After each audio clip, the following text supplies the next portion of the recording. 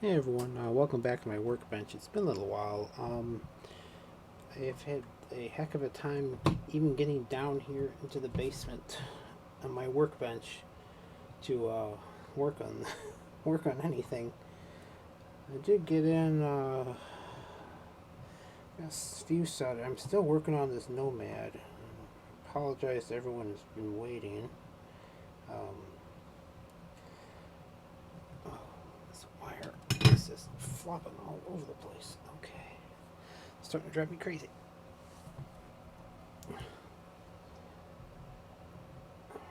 See if that helps. So, still working on the Nomad. This is still the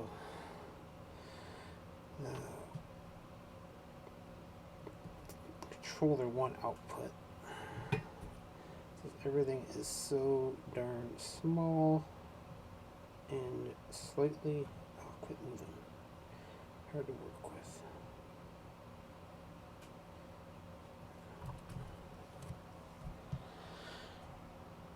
Okay.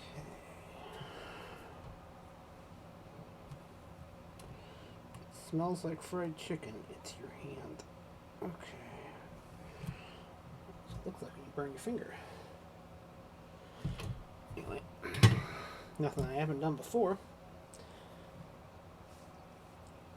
It's just trying to get the iron out fast enough is the hard part. So, not going to be too long of a video tonight, just because life has been keeping me busy.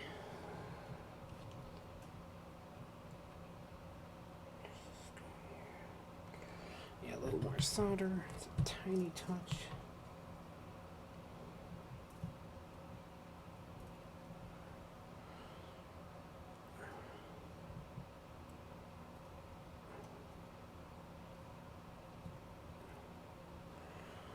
See them doing would be great.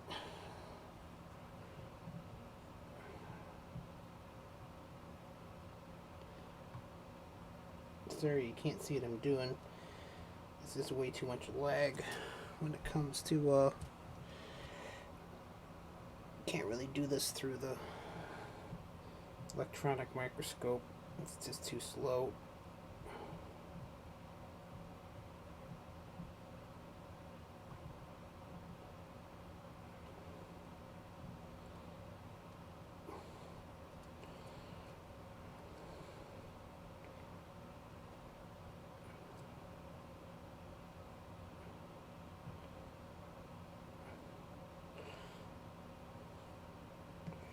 So one thing about analog things, they're faster.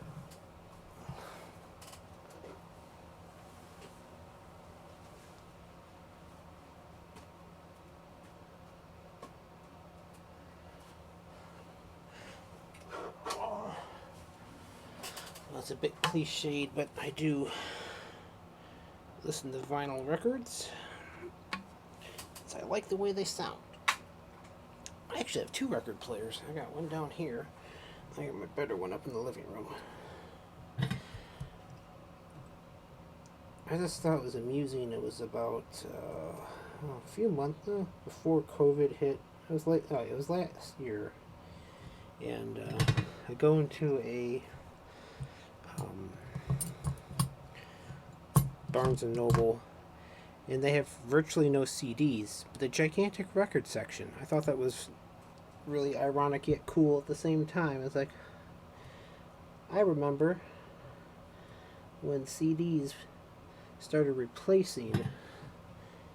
I mean, I've been through the whole thing because when I was a kid, it was just records and 8-track and cassettes. 8-track's a terrible format, and then I remember CDs coming around, and those were actually pretty cool. And then, of course, I've lived through all the digital music era. I just find it ironic of all the formats that are thriving, regular old records are doing okay. That's because they're an analog source, and as lossless as you can make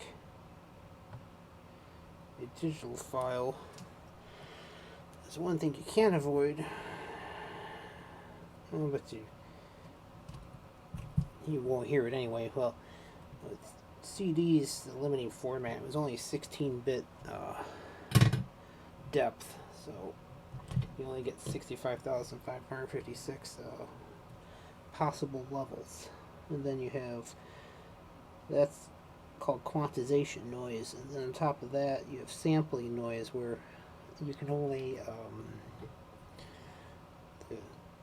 the music, the analog data gets sampled at 44,100 times a second, so it's a limiting factor. But with records, if it was recorded from an analog source, it's been analog the whole time. It comes off usually like 1-inch or 2-inch audio tape, which is analog, and then you have a cut of, and you have I've had no time down here.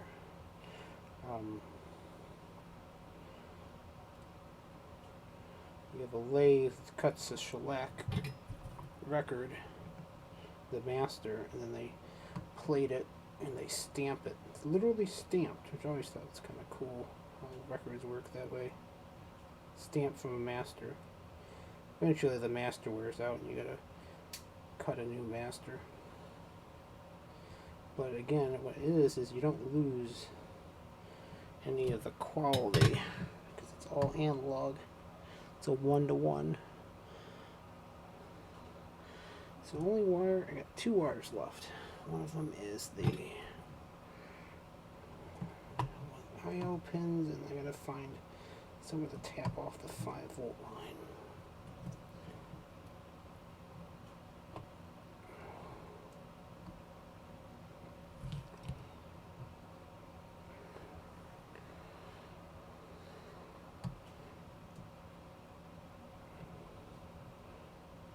This is the hardest one here because it's actually wedged between 2 of them.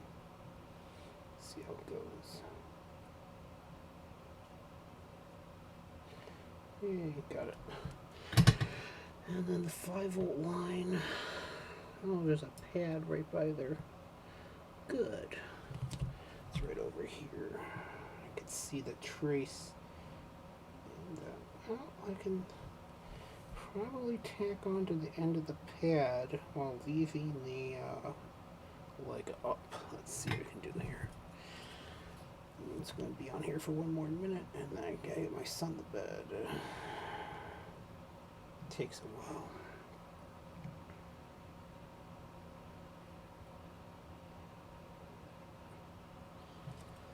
Okay. And this is the 5-volt line. I'll ohm this all out later too. Let's see. Where are you, little bugger? Get up there. I'll ohm it all out, and then I'll put a piece of Kapton tape over this whole thing, this whole mess here. Oh, I didn't strip it. Oh dear. Yeah, that's it. Number 5. Strip it, tin it a little bit.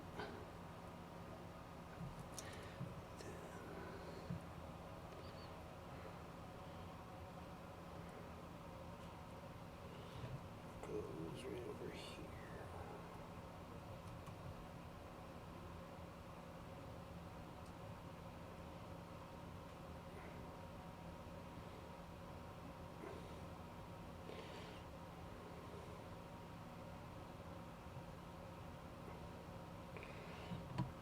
Looks good.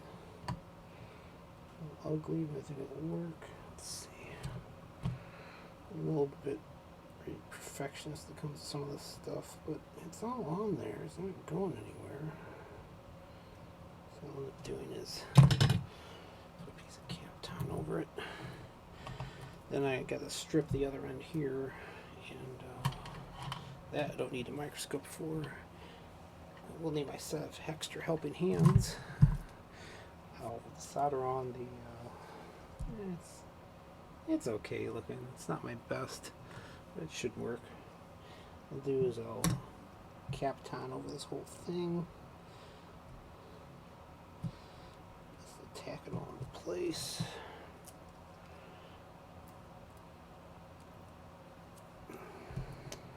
Really? Okay.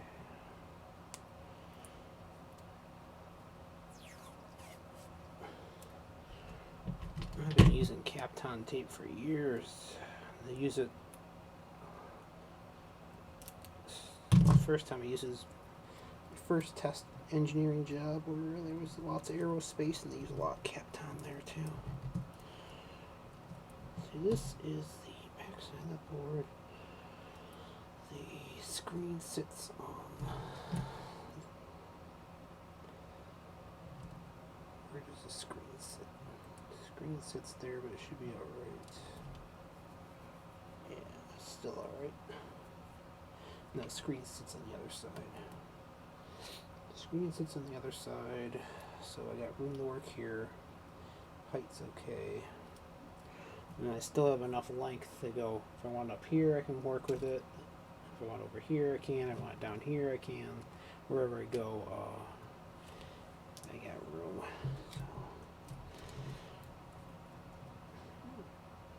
So, see, this actually gets folded under, so I don't want to tape to that.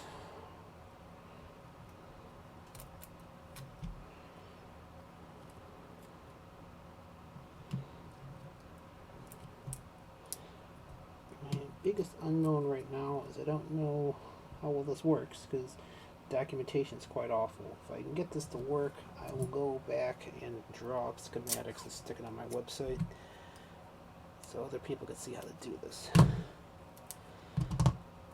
Just want to make sure this is not going anywhere. Stuff is rated really high temperature, so I'm not worried about it. Let's make sure I just block all the holes here.